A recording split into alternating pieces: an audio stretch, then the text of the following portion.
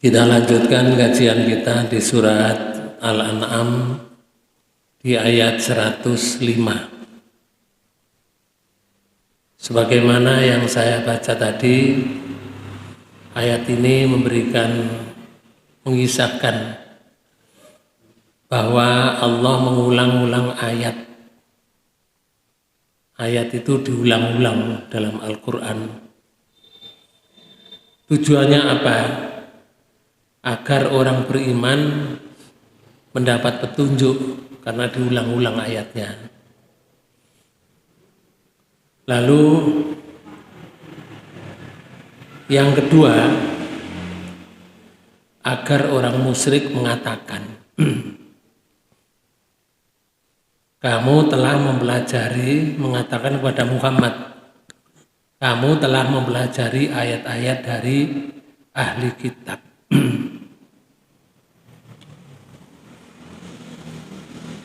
Dan yang ketiga, ayat diulang-ulang itu agar supaya Allah menjelaskan Al-Quran kepada orang-orang yang mengetahui.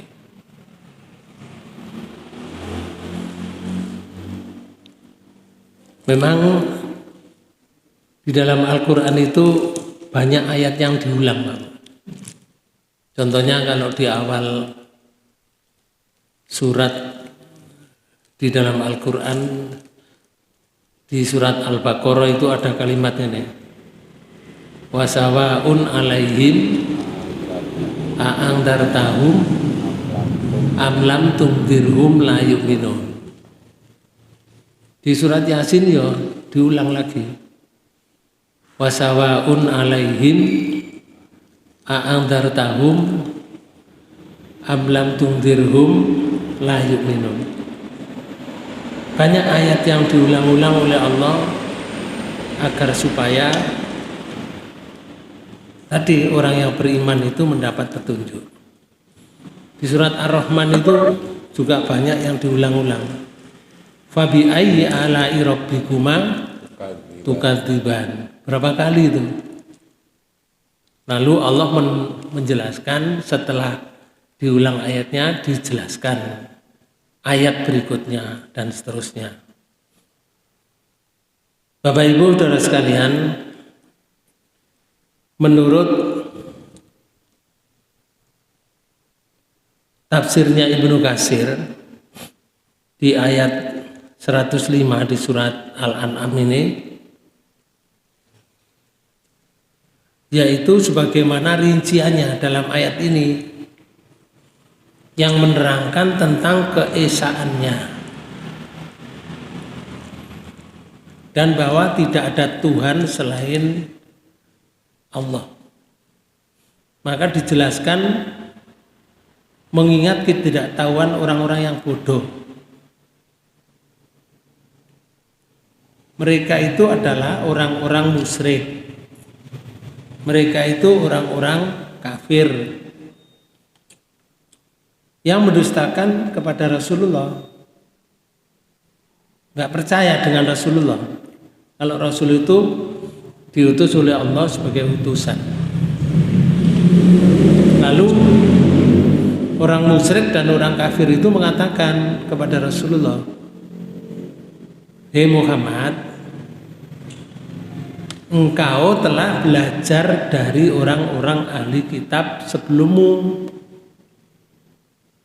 dan engkau membaca serta mengetahuinya dari mereka. Akhirnya muncul seperti itu, Pak. Karena ayatnya itu diulang-ulang. Maksud ayat ini, Allah Subhanahu wa Ta'ala menjelaskan ayat-ayatnya dengan berbagai cara. Tujuannya apa? Pertama, agar kaum mukmin itu mendapat petunjuk. Ini tujuan pertama. Diulang-ulang itu. Soalnya di ayat 104-nya nih, di ayat 104 itu menyatakan ini, qad ja'akum basairu mir rabbikum. Sesungguhnya telah datang dari Tuhanmu bukti yang terang. Quran itu. dan Rasul. Faman absara lagi, maka barang siapa yang melihat kebenaran itu,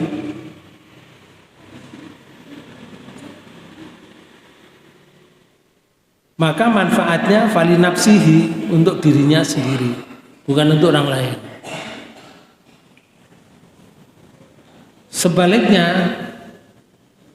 waman amiyah, siapa yang melihat kebenaran, tidak melihat kebenaran itu, kebenaran Rasul dan Al-Quran, ya keburukannya, kemadaratannya itu fa'alaiha, kembali kepada dirinya sendiri. Wama ana alaikum bihafid, ya Rasul ngomong nang mereka itu, saya bukan sekali-kali bukanlah memelihara kamu bukan saya yang memelihara. Kalau kamu menyeleweng, ya kamu mendapat dari hasil dari selewenganmu itu. Saya tidak bisa memelihara kamu. Bahasa kita seperti itu. Maka di ayat ini disebutkan, Allah menjelaskan ayatnya itu tujuannya pertama, supaya orang mukmin mendapat petunjuk. Sementara orang musyrik justru menuduh Rasulullah mempelajari dari orang lain. Kebalikannya seperti itu, karena tidak percaya. Ayat ini bertujuan untuk membuktikan kebenaran Al-Quran dan menjelaskan hikmahnya kepada orang-orang yang memiliki pengetahuan dan hati yang lapang untuk menerimanya. Butuh pengetahuan dan hati yang lapang. Lalu tujuan penjelasan ayat ini, Allah menjelaskan ayat-ayatnya secara berulang-ulang itu dinamis. Dinamis. Melalui fenomena alam dan isi Al-Quran. Hal ini dilakukan untuk memberikan petunjuk bagi orang-orang yang beriman. Namun Bapak Bu, respon orang-orang musyrik beda. Sebagai reaksi negatif, tidak mendapat petunjuk karena tidak mendapat petunjuk. Reaksinya bukan positif. Orang-orang musyrik akhirnya reaksinya negatif. Orang-orang musyrik menuduh bahwa Muhammad telah mempelajari ayat dari ahli kitab atau sumber lain, bukan karena wahyu, bukan dari Allah. Itu tuduhannya orang-orang musyrik. Reaksi negatif itu antara lain, pertama, menuduh Al-Quran itu dongengan orang dahulu. Ini reaksi negatif. Allah berfirman di dalam Quran surat 25, surat Furqan, di ayat 5 itu menyatakan ini, wa qalu asatirul awwalin, asatirul awwalin iktadabaha fahiya tumla alaihi bukratan wa asila. Ini omongannya wong musyrik, lalu dijadikan ayat oleh Allah. Amin, terjemahkan itu. Dan mereka berkata, mereka itu orang musyrik ngomongnya tadi, dongengan-dongengan orang-orang dahulu. Jadi Quran itu dianggap dongengan orang dahulu. Kenapa dianggap dongengan orang dahulu? Karena Quran juga menceritakan peristiwa-peristiwa dahulu. Misalnya Nabi Musa menentang Fir'aun, kan orang dahulu. Itu diceritakan dalam Al-Quran. Misalnya Nabi Ibrahim menghadapi Namrud. Itu kan cerita orang dahulu. Misalnya ceritanya Qabil sampai Habil. Nabi-nabi sebelum Rasulullah. Dan peristiwa-peristiwa orang yang bersama dengan nabi-nabi sebelum Rasulullah yang mengingkari, diceritakan dalam Al-Quran. Maka orang musyrik menghadapi Al-Quran itu seperti itu. Mereka menuduh Muhammad bahwa Muhammad itu nggawa ceritane wong biyen, belajar dari ahli kitab atau dari sumber lain. Yang sumber dari ahli kitab dan sumber dari orang lain itu, lanjut ayat,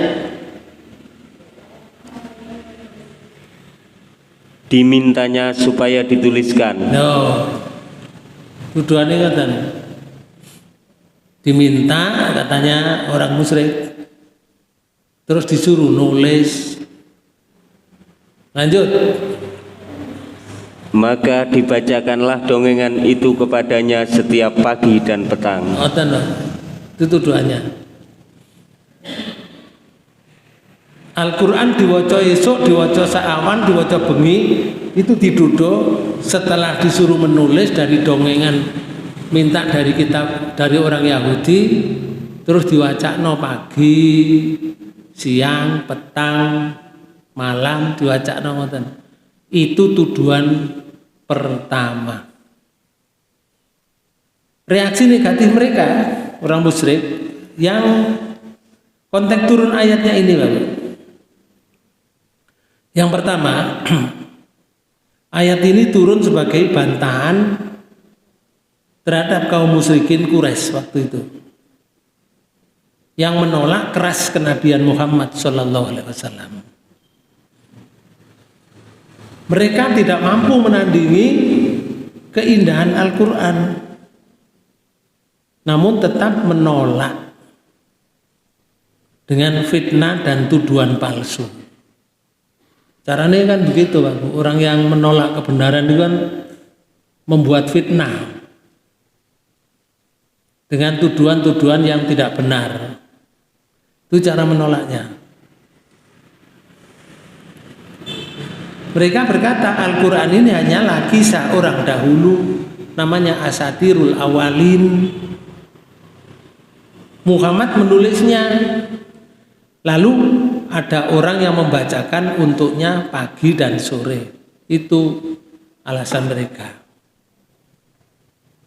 Padahal Nabi Muhammad SAW itu umi.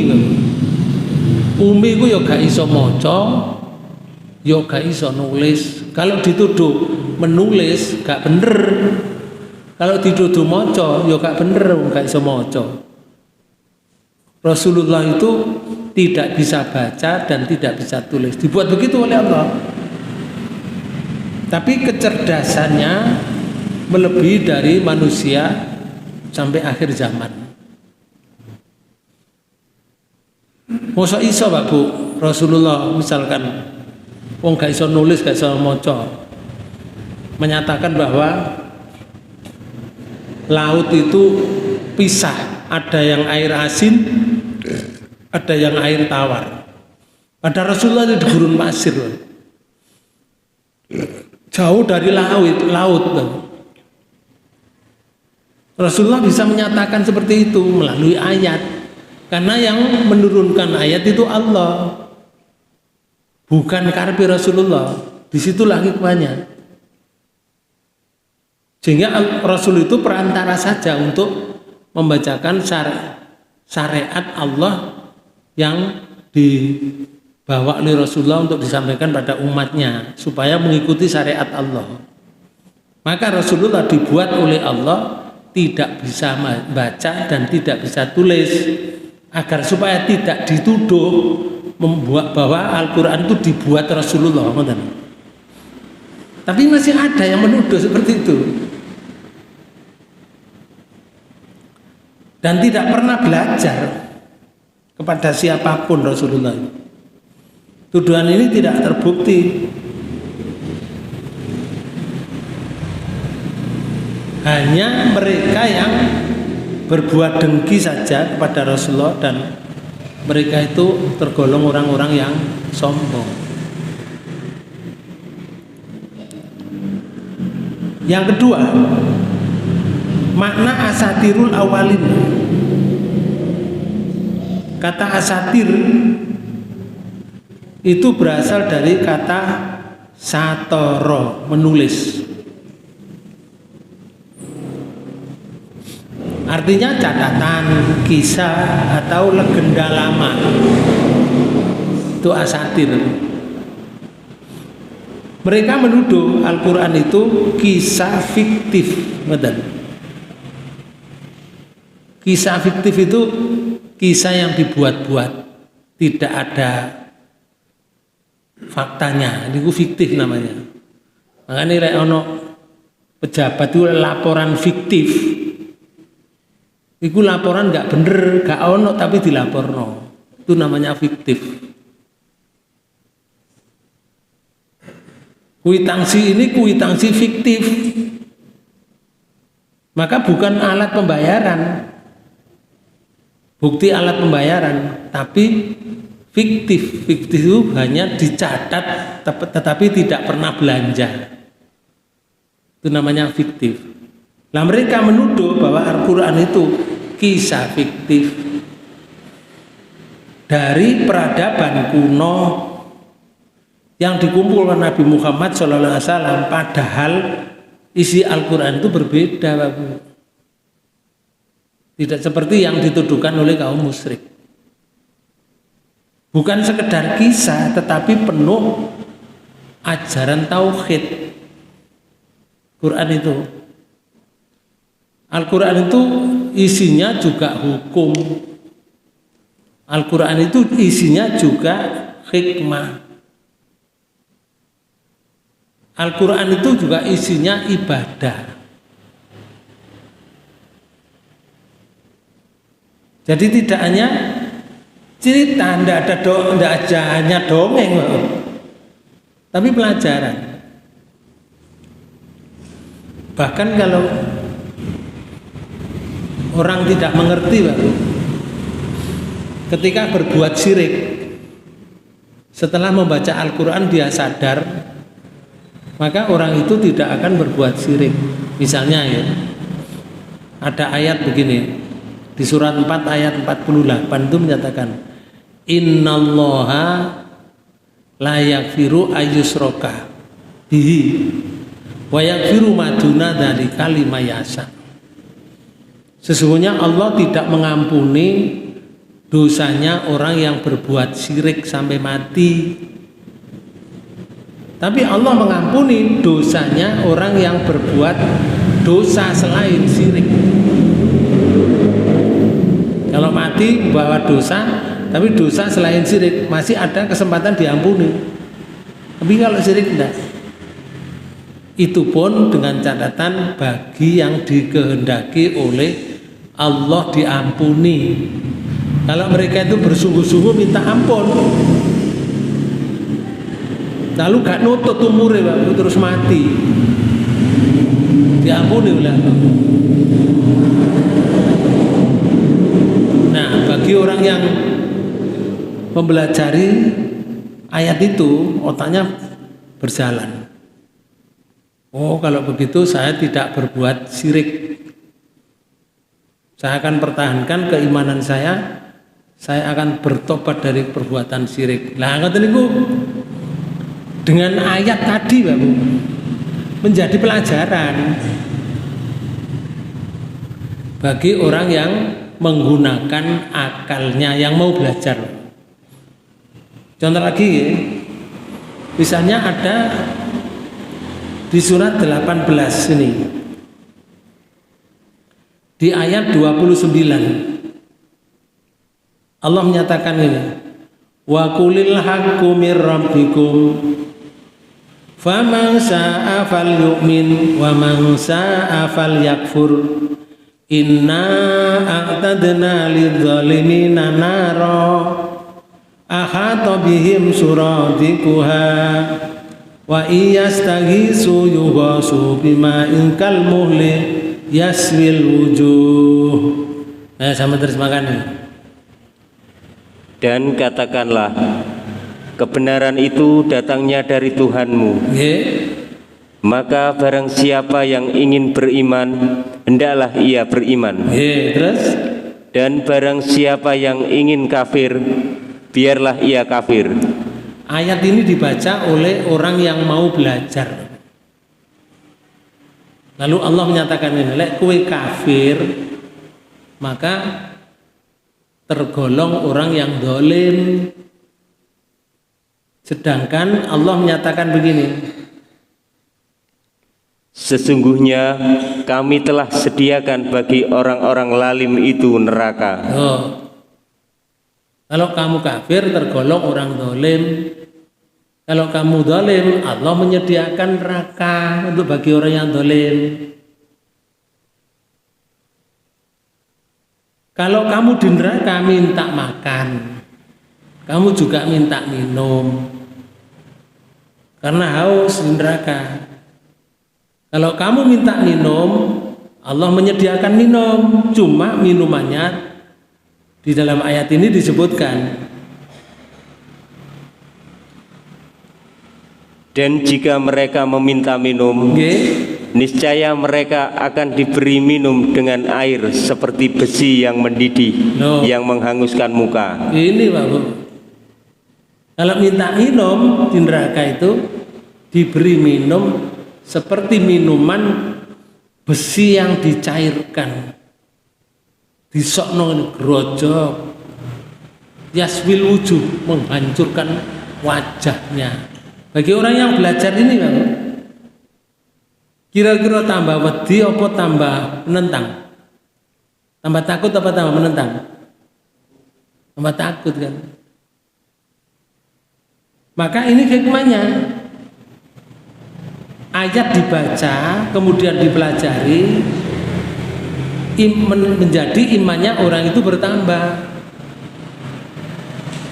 Jadi Al-Quran ini bukan hanya dongengan saja, tapi juga pelajaran bagi yang mau mempelajari.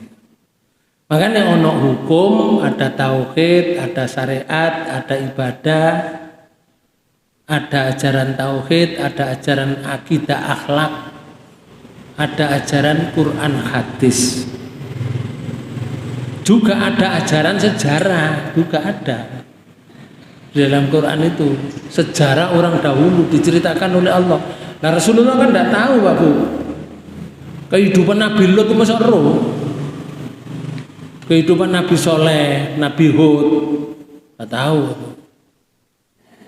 Diceritakan oleh Al-Quran supaya Rasulullah bisa menceritakan orang dahulu itu begitu perjuangannya. Mengajak manusia itu beratnya sungguh luar biasa. Bahkan mereka ditentang. Rasulullah nggak pernah melihat Nabi Nuh, tapi bisa menceritakan keadaan Nabi Nuh sampai Nabi Nuh wafat. Karena yang memberi sumber keilmuan itu dari Yang Maha Kuasa, dari langit langsung dari Allah Subhanahu wa taala. Namun orang musyrik tetap menolak. Dianggap Quran itu asatirul awalin, dongengan orang dahulu.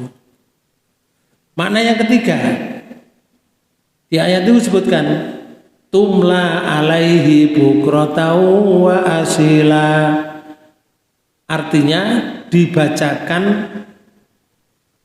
di waktu pagi dan di waktu petang. Quran itu dongengan orang dahulu yang bersumber dari orang Yahudi atau dari sumber yang lain, lalu dibacakan kepada umatnya yang mengikuti Rasulullah di waktu pagi dan di waktu petang.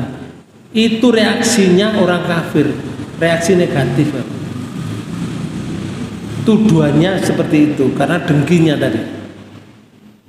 Frasa ini berarti dibacakan kepadanya pagi dan petang.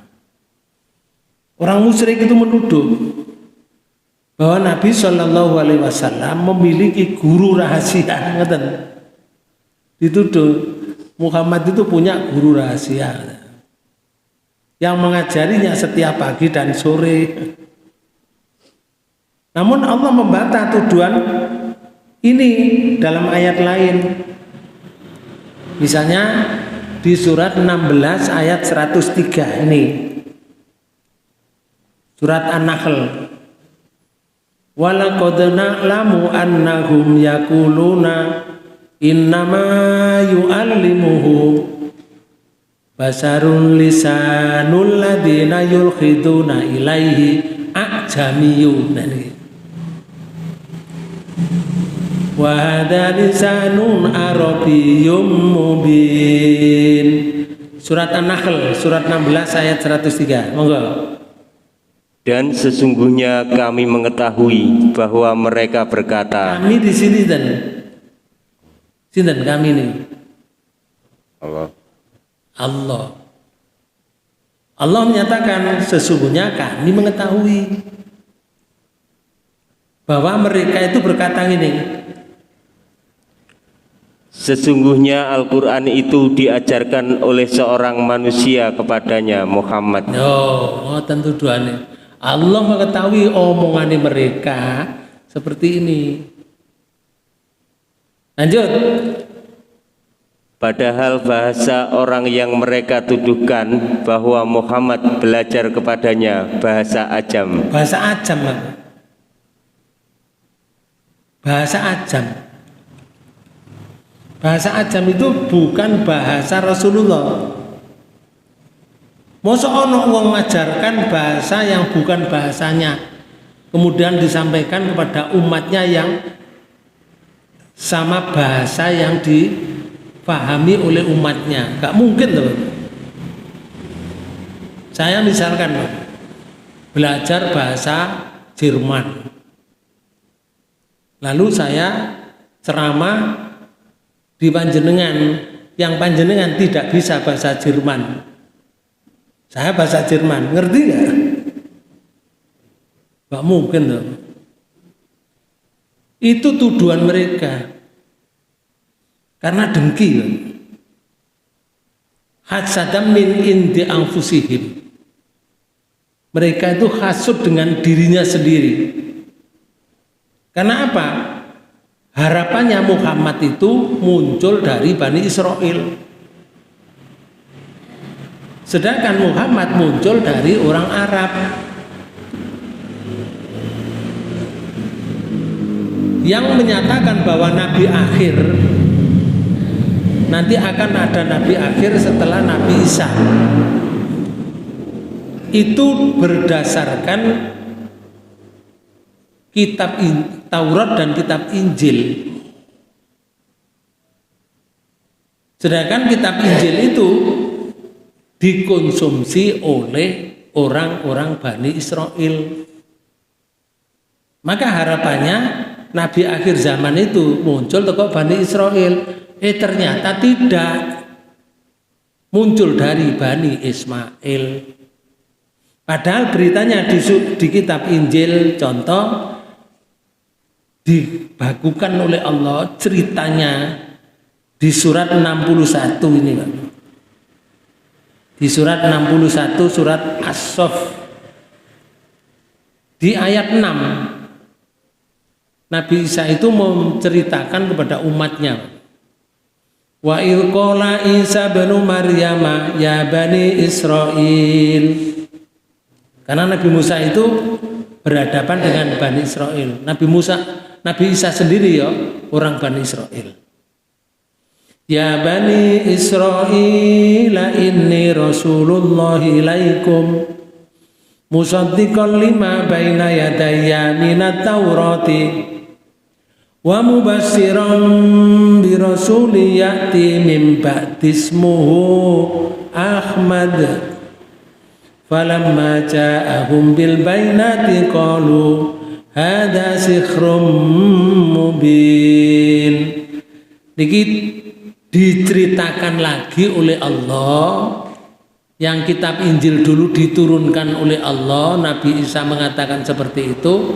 Pada zaman Rasulullah diceritakan lagi bahwa dulu itu Nabi Isa itu ngomong ini. Aman terjemahkan. Dan ingatlah ketika Isa putra Maryam berkata, "Hai Bani Israel, sesungguhnya aku adalah utusan Allah kepadamu." Nabi Isa mengatakan aku ini utusan Allah kepadamu. Jadi Bani Israel itu nabinya ya Nabi Isa,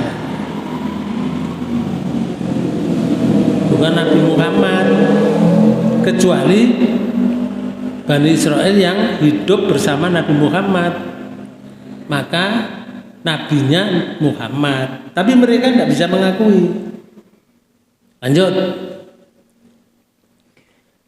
Membenarkan kitab yang turun sebelumku, yaitu Taurat, dan memberi kabar gembira dengan datangnya seorang Rasul yang akan datang sesudahku. Nah, di kitab Injil itu disebutkan seperti itu. Lanjut. Yang namanya Ahmad Muhammad. Nah, niki harapannya. Maka tatkala Rasul itu datang, harapannya mereka itu akan mendapatkan Nabi akhir zaman dari golongan Bani Israel. Harapannya. Sehingga mereka mempelajari akhlaknya, mempelajari jiwanya, mempelajari kesabarannya, dipelajari sampai mereka itu dikenal. Nabinya masih jauh belum ketemu tuh.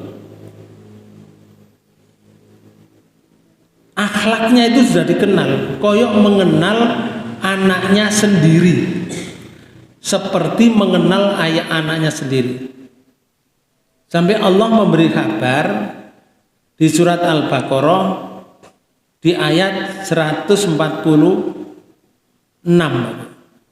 nyebutkan begini, alladzina atainahumul kitaba. Atainahumul kitaba itu artinya diberi kitab, ya kitab Injil, Taurat dan Injil. Ya'rifunahu kama ya'rifuna abna'ahum wa inna fariqam minhum layaktumunal haqqa wa hum ya'lamun. Aman terjemahkan. Orang-orang Yahudi dan Nasrani yang telah kami beri kitab Taurat dan Injil mengenal Muhammad seperti mereka mengenal anak-anaknya sendiri. Oh, ini Bapak, saking kenalnya dengan akhlak Rasulullah yang ditulis di kitab Taurat dan ditulis di kitab Injil itu dipelajari betul, kepingin ada Nabi akhir zaman itu ketemu, sampai oleh apal itu sama koyok kenal dengan anaknya sendiri. Penjenengan kalau kenal dengan anaknya sendiri bisa membedakan anak yang satu dengan yang lain, bisa kan? Contoh misalkan orang dua anak telu ya, sing situ jenenge Amir, sing situ jenenge Zuni, sing situ jenenge Ita. Misalnya Amir itu sifatnya keras, Pak. Amir itu sifatnya keras, tapi gak ono omongnya. Masih dek opo-opo ku yo keras, banter. Plodak ngono. Burak ngoten. Buka pintu ya ngono, sama. Gak iso alon-alon. Tapi sing Zuni tadi itu kalau masuk ke dalam rumah masih buka pintu ya pelan-pelan, ceklik ngoten. Nutup ngoten, celik ngoten. Kalau dia sekolah itu ndek tas itu ya gak berotak, enggak. Dia halus.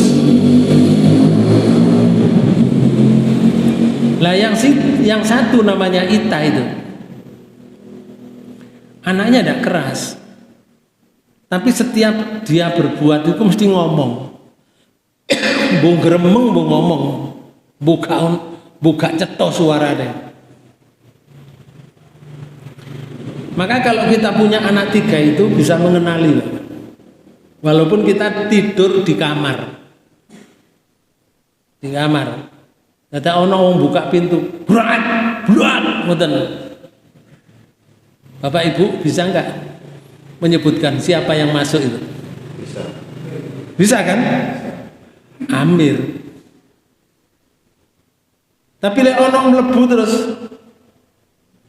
gremeng, masih gak cetok suarane. Bisa enggak mengenali? Bisa, walaupun tidak lihat anaknya. Wah, itu jenenge Ita. Oleh mereka kenal kepada Rasulullah jauh ratusan tahun sebelum muncul Rasulullah. Kenalnya itu seperti mengenal anak-anaknya sendiri. Jadi Rasul itu sudah, akhlaknya itu sudah dibaca sejak ratusan tahun yang lalu. Cara dakwanya itu juga sudah dibaca. Perilaku Rasulullah itu, kesabarannya itu sudah dikenal mereka. Namun, lanjut ayat. Dan sesungguhnya sebagian di antara mereka menyembunyikan kebenaran. Lah, para rahibnya, para ustadznya menyembunyikan kebenaran ini. Menyembunyikan bahwa sifat-sifat Rasulullah itu disembunyikan, tidak diutarakan kepada umatnya. Kalau sifat Rasulullah itu begini, kesabaran Rasulullah itu seperti ini, tidak disebutkan, ditutupi, disembunyikan. Apa mereka tidak tahu? Padahal mereka mengetahui. Tahu mereka. Sumbernya dari kitab Taurat dan kitab Injil. Makanya ketika Muhammad itu datang, Mbak Bu, ketika datang bukan dari Bani Israel, tapi dari Bani Ismail, muncul dari suku Quraisy. Kaisan terima hati ini. Maka Allah menyatakan lagi di surat As-Saffat tadi, surat 37 di ayat 6 niki. Maka tatkala Rasul itu datang kepada mereka, datang temenan, Pak Bu. Ketika diangkat menjadi Rasul dari suku Quraisy dengan membawa bukti-bukti yang nyata. Bukti yang nyata itu kesabarannya, Quran, wahyu Allah dan seterusnya. Mereka berkata, inilah sihir, ini adalah sihir yang nyata. Oh, Pak Bu, gak bisa diakui, gak gelem mengakui. Karena itu orang Yahudi dan orang Nasrani itu tidak bisa menerima Islam. Bahkan orang Yahudi itu musuh yang paling utama dari orang mukmin. Termasuk musuh utama itu dari orang Islam sendiri yang berbuat syirik seperti orang Yahudi itu. Mana dasarnya? Di Quran surat 5 Allah menyatakan begini, surat Al-Maidah di ayat 82. Allah menyatakan begini, latajidanna asyaddan nasi adawatan lilladina amanul yahuda siji walladina asraku loro. Pun monggo. Sesungguhnya kamu dapati orang-orang yang paling keras permusuhannya terhadap orang-orang yang beriman. Ini permusuhan paling keras, permusuhannya terhadap orang yang beriman paling keras. Siapa? Ialah orang-orang Yahudi. Yahudi, Bapak. Siapa lagi? Dan orang-orang musyrik. Orang-orang musyrik itu ya wong Islam sing berbuat syirik. Itu musuhnya orang-orang yang beriman. Begitu. Kamu dapati orang-orang yang paling keras permusuhannya terhadap orang yang beriman. Yahudi ambek wong musyrik. Lah Nasrani punya pendeta. Allah menyebutkan wala tajidanna aqrabahum mawaddatan lil ladina amanul ladina qalu inna nasara dzalika bi anna minhum qissisina wa ruhbana wa annahum la yastakbirun. Lanjut. Dan sesungguhnya kamu dapati yang paling dekat persahabatannya dengan orang-orang yang beriman. Oh, ini lah. Orang yang paling dekat persahabatannya dengan orang yang beriman. Yang paling dekat persahabatannya. Nah, itu memang paling keras permusuhannya. Siapa orang yang paling dekat persahabatannya itu? Ialah orang-orang yang berkata, sesungguhnya kami ini orang Nasrani. Oh, ini gimana?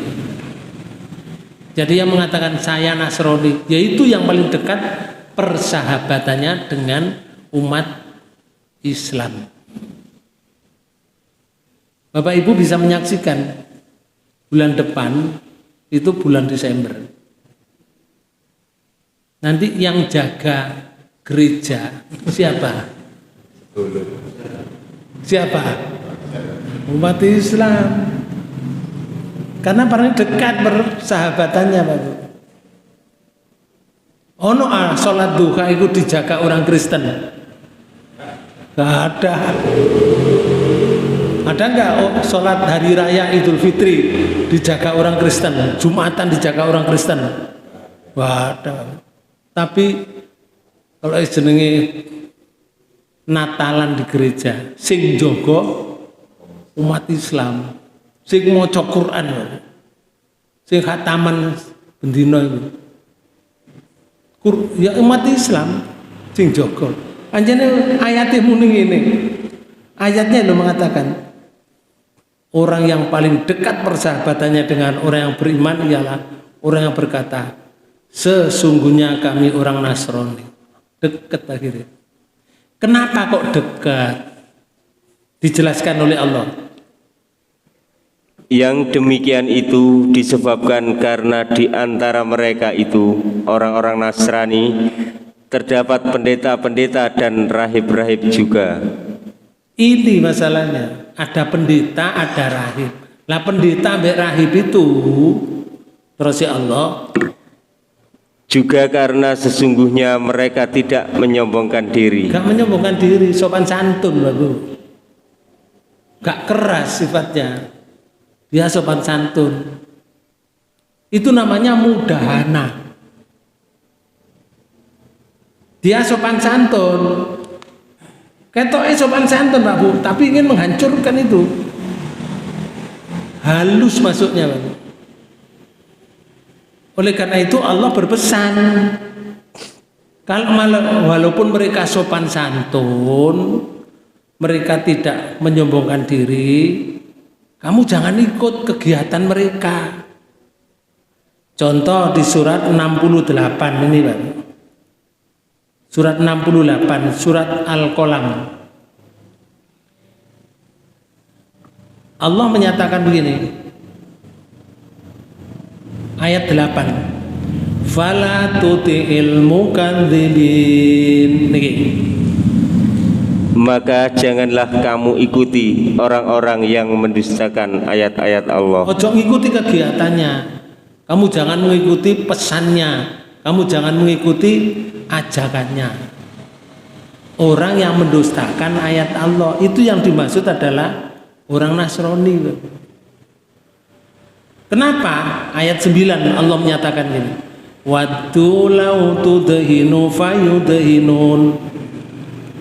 maka mereka menginginkan supaya kamu bersikap lunak. Ini harapannya orang Islam itu tidak keras terhadap tauhid, cek lunak. Jadi koyok agama iki padha benere ngono, cek koyok ngono. Harapannya. Kalau kamu bersikap lunak, terus ayat niki, lalu mereka bersikap lunak pula kepadamu. Oh, lunak akhirnya juga mereka. Padahal di surat 2 di ayat 120. Nih. Di ayat 120 Allah menghabarkan begini.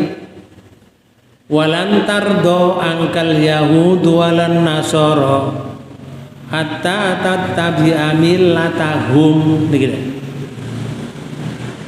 Orang-orang Yahudi dan Nasrani. Oh, bodoh.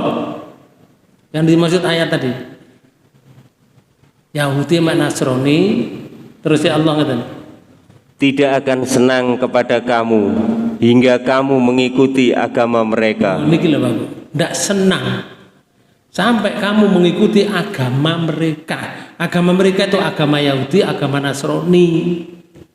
Kamu dan disebut di sini adalah umat Islam. Itu konsep mereka, tapi mereka bersikap lunak karena umat Islamnya bersikap lunak.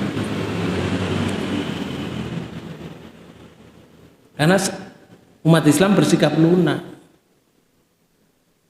Padahal di surat Al-Fatih gini Pak. Di surat 48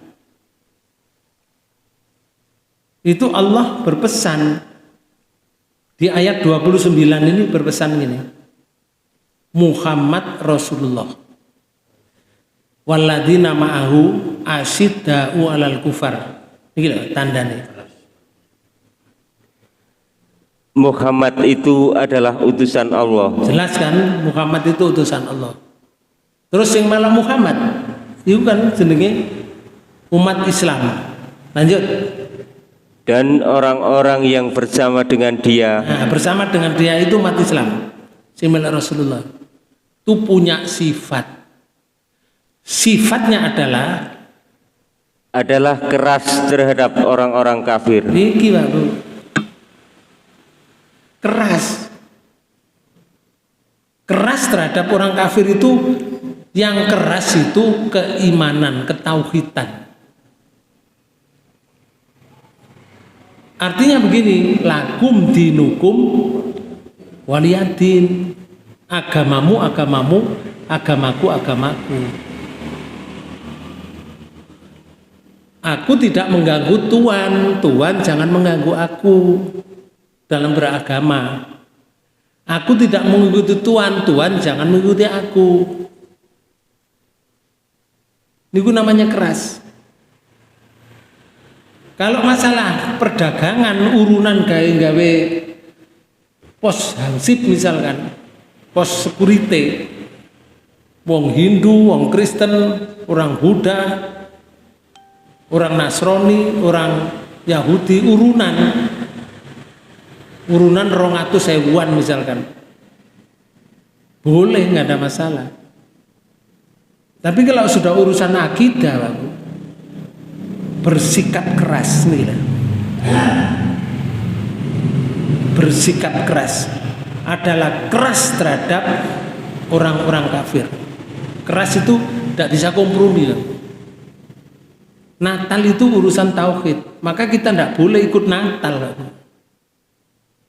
Keras, bukan keras itu mateni wonge mboten, buka perang. Keras itu tidak mau ikut. Tapi harapannya di surat 68 tadi, kalau kamu bersikap lunak, mereka bersikap lunak juga. Gak keras sekali kita gak keras. Padahal di surat 2 ayat 120 mereka tidak terima terhadap umat Islam. Kalau tidak terima dipateni wong Islam. sampai umat Islam masuk ke agama mereka. Bahkan di dalam Quran surat 2 ayat 217 niki disebutkan oleh Allah, ayat 217. Di tengah-tengah ayat itu ada kalimatnya tenang, karena panjang ayatnya. Ada kalimat begini, wala yazaluna yuqatilunakum hatta yarutukum antinikum inistata'u. Sampean terjemahkan dari sini. Mereka tidak henti-hentinya memerangi kamu sampai mereka dapat mengembalikan kamu dari agamamu kepada kekafiran. Oh niki lah. Coba niki sampean perhatikan. Mereka tidak henti-hentinya itu apa artinya ini? Tidak henti-hentinya itu apa? Tidak pernah berhenti. Terus menerus kan 24 jam. Sing tidak henti itu apa? Perbuatan apa? Memerangi kamu. Kamu itu umat Islam. Mereka orang Yahudi dan orang Nasrani kalau memerangi Islam 24 jam. Mateni wong Islam itu 24 jam.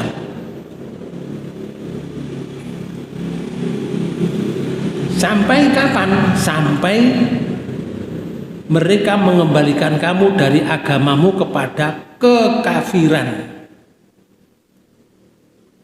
Itu pun dengan catatan niki.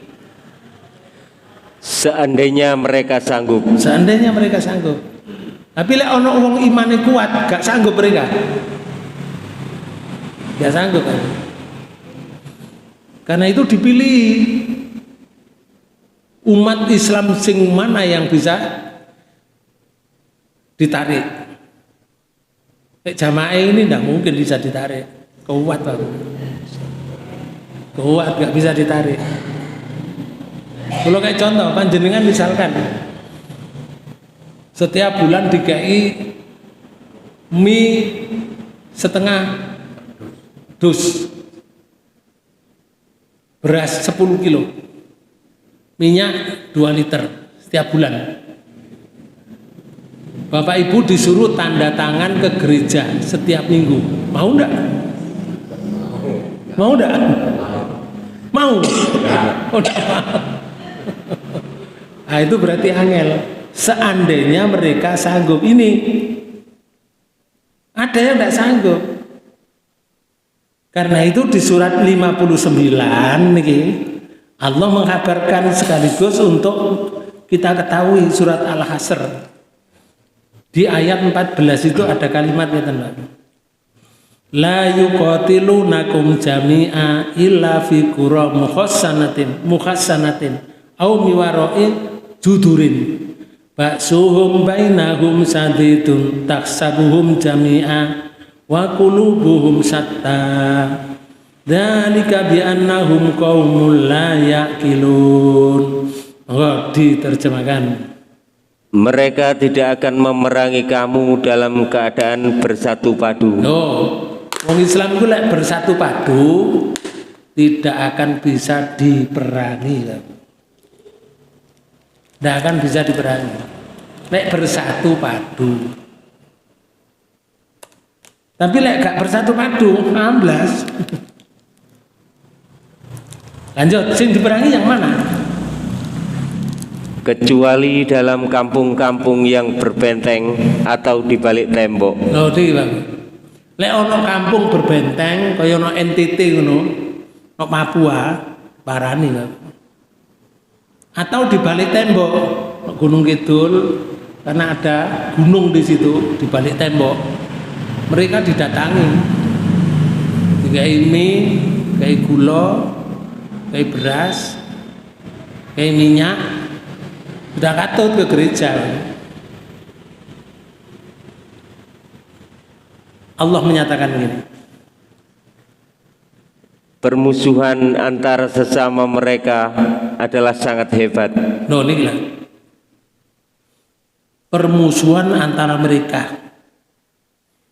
Mereka itu Yahudi sampai Nasrani. Lek mereka memerangi Islam bersatu. Tapi lek gak memerangi, permusuhannya sangat hebat.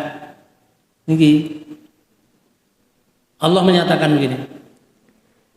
Kamu kira mereka itu bersatu, sedang hati mereka berpecah belah. Gitu bersatu, enggak. Hati mereka berpecah belah. Iku sing ngabarno Quran lho, Bapak. Allah yang Maha Kuasa, yang Maha mengetahui, yang menciptakan mereka. Kenapa kok demikian?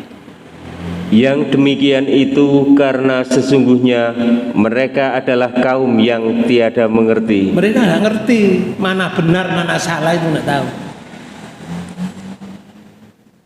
Yang diketahui hanyalah nafsu jahatnya saja yang dipelihara. Balik ke sini, Rasulullah dituduh bermacam-macam, termasuk Quran itu katanya Rasulullah belajar kepada Ajami, bahasa Ajam. Wa hadza lisanu arabiyyum mubin niki. Sedang Al-Quran adalah dalam bahasa Arab yang terang. Tuh, bahasa Ajam dengan bahasa Al-Quran beda. Gak mungkin Rasul berbahasa Arab lalu mengajarkan bahasa Ajam, gak mungkin.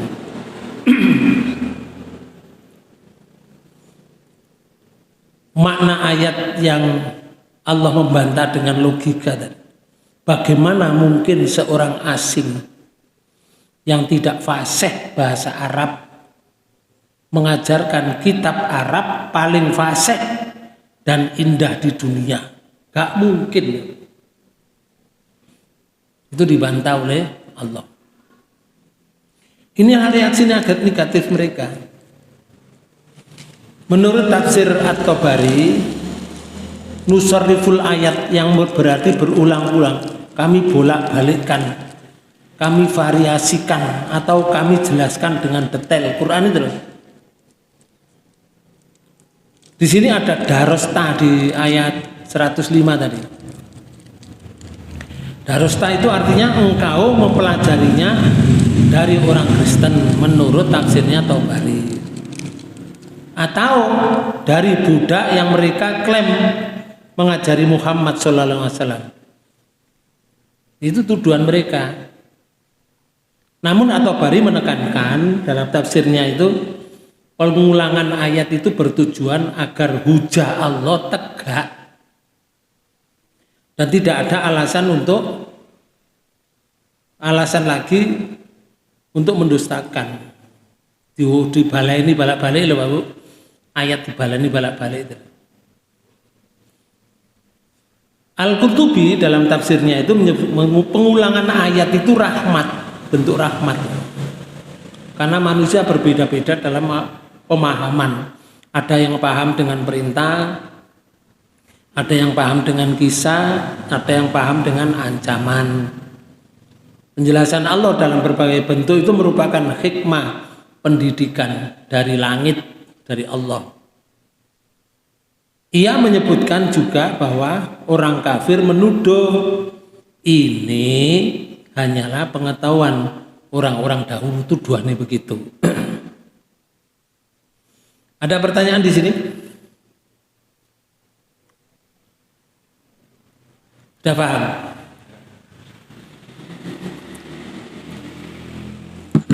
Bapak dan Ibu saudara sekalian, Zubdatu Tafsir min Fathil Qadir menanggapi surat 6 ayat 65. Di sini ada waliyakulu darosta walinubayyinahu liqaumi yaqilun.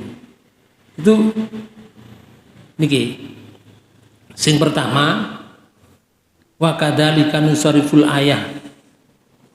Yang demikian itu kami ulangi ayat-ayat. Itu artinya demikianlah kami mengulang-ulang ayat kami dengan janji pemberian balasan dan ancaman dan pengajaran. Menurut Zubdatu Tafsir min Fathil Qadir. Waliyakulu darosta tadi supaya orang musyrik mengatakan kamu telah mempelajari dari kitab, dari ahli kitab, cek muni ngono. Lalu sing terakhir menurut tafsirnya min Fathil Qadir wal nubayyinahu liqaumi ya'lamun, dan supaya kamu menjelaskannya, yakni menjelaskan Al-Qur'an. Ya beda penafsir Pak Bu, tapi tujuannya sama. Demikian yang bisa saya sampaikan dalam satu ayat ini, mudah-mudahan menjadi tambahan ilmu untuk kita semuanya, dan kita berdoa pada Allah mudah-mudahan kita dijadikan oleh Allah mati dalam keadaan husnul khotimah. Bapak Ibu saudara sekalian, mari kita tutup pertemuan ini dengan bacaan hamdalah. Alhamdulillahirabbil alamin.